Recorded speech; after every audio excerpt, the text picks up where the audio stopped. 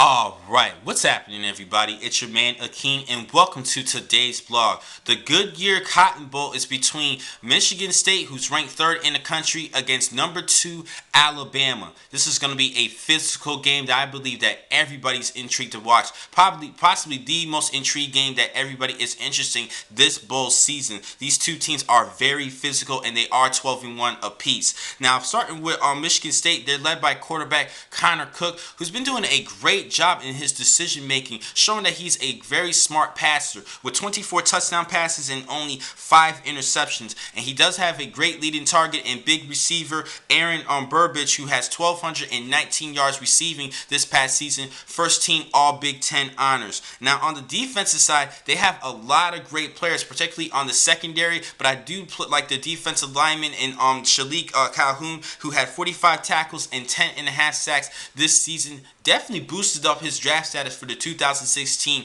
NFL draft. He is one of my top defensive ends, and I do like him a lot. I think it was a great decision for him to stay as a senior.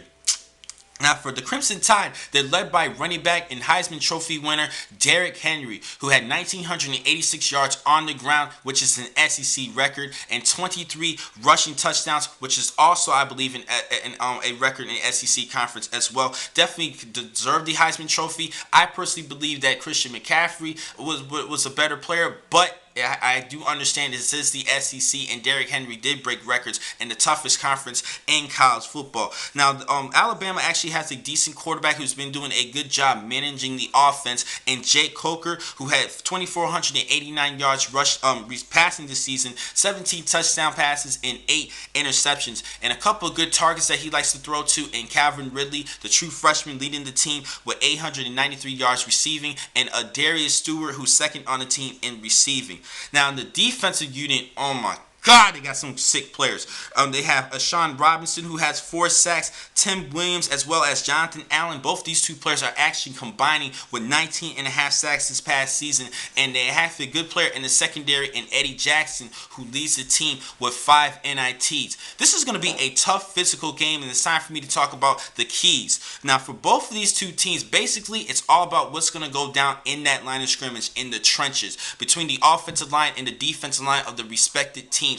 Whoever beats out the teams and they're on their offensive or defensive series is going to win out this battle. It's going to be a tough physical game. Now, going to Michigan State, the one thing they cannot be concerned is the physicality of Alabama. Now, like I said, Michigan is a physical team as well, but people really hype up the Crimson Tide defense, particularly the defensive side of how well they actually penetrate that line of scrimmage. And I think that Michigan State's Sparty offensive line needs to not be intimidate and just fight fire with fire. They cannot be scared of this team. Even if they make mistakes, just roll past it and just move on to the next play and just knock some heads on the next play. This is going to be key for the offense for Michigan State. Now, defensively, I believe that they can create some turnovers for Jake Coker. They need to put pressure on Jake Coker to have him beat the team and not Derrick Henry. I think they need to do what they've been doing. Even for the past couple of games in their Spartan defense, they've been doing a great job stopping the run,